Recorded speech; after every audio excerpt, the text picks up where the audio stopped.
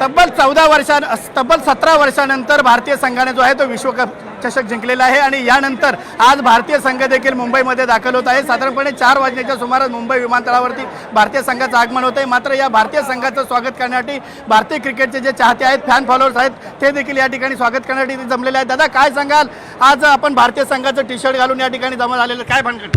2007 मध्ये आपण जेव्हा फर्स्ट टाइम वर्ल्ड कप जिंकवला होता, तो पहिल्यांदा भरवला होता साऊथ आफ्रिकेमध्ये। महेंद्रसिंग धोनी हा कॅप्टन होता, त्यामुळे मला इथून रॅली काढली होती। आज रोहित शर्मा कॅप्टन आहे 17 वर्षांनंतर, 2024 नंतर। आता मरीन लाईव्हनी तो रॅली काढणार आहे आणि आम्ही इथून त्या टीम बरोबर आम्ही बाईक रॅली काढणार आणि मरीन ड्रायव्हरनं आम्ही वानखेडे स्टेडियमपर्यंत जाणार आहे। निश्चितच मुंबईचा जो कर्णधार आहे रोहित शर्मा जो आहे मुंबईकर आहे, मुंबईकरांकडून आता यावरती पहिल्यांदा वर्ल्ड कप जिंकला जातोय, काय भावना आहे आपली? मी तर बोलतो मुंबई एकदम बेस्ट आहे, कारण का माहिती आहे, त्याला मुंबई टीममध्ये या टायमाला कॅप्टनशिप मिळाली नव्हती।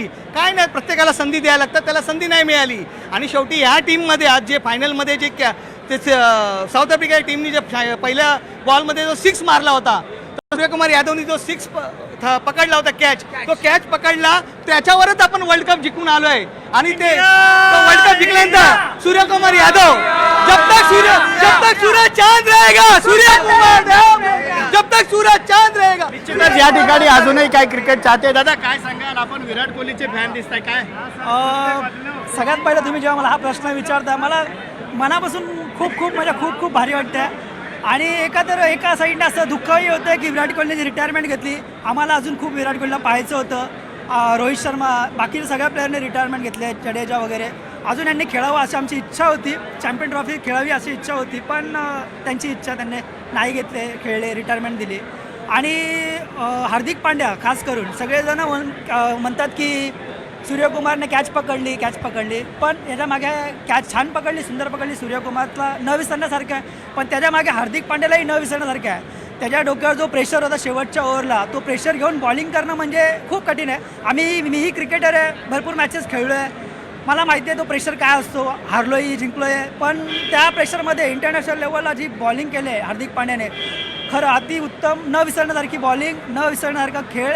आणि इंडियन टीम बस एवढंच सांगतो की थँक्यू, तुम्ही जे काही केलं त्याबद्दल खरंच thank you. India is the best, जो जिता। निश्चितच विराट कोहली देखील या सामन्यामध्ये सुरुवातीपासून फ्लॉप गेला होता, मात्र शेवटच्या सामन्यामध्ये विराट कोहलीने त्याच्या खेळाला साजेशी अशी खेळी केली आणि महत्त्वपूर्ण भूमिका बजावली, काय सांगायला? मी याच्यावर एकच सांगतो, किंग असतो तो शांत, याचा अर्थ असा नाही की तो कायमचा शांत राहणार। तुम्हाला कळलंच असेल की किंग काय आहे, त्याने शेवटच्या मॅचला दाखवून दिलं की मी किंग आहे आणि मी किंगच राहणार।